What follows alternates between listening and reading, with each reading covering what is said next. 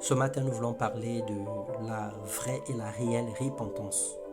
Nous remercions de savoir comme notre Rédempteur que la joie à la repentance des justes, mais la douleur qu'on a de ses péchés, tandis que la confession est un aveu ou une déclaration de ses péchés, publics ou même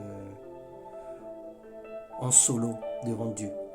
Depuis Psaume 51, la Bible nous dit « Ô Dieu, aie pitié de moi dans ta bonté ». C'est David qui parle. « Selon ta grande miséricorde, efface mes transgressions, lave-moi complètement de mon iniquité, purifie-moi de mon péché, purifie-moi, lave-moi et je serai blanc comme neige.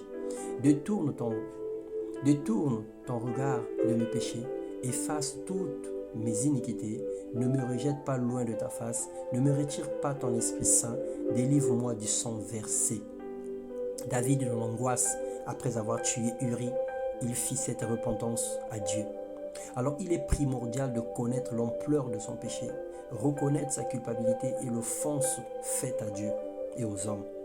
Il a fallu que Dieu confronte David par la bouche du prophète Nathan afin qu'il y ait un électrochoc lorsqu'il a dit que tuer comme cet homme-là, de Samuel 12, le verset 13, pire, c'est vouloir être sauvé de son péché.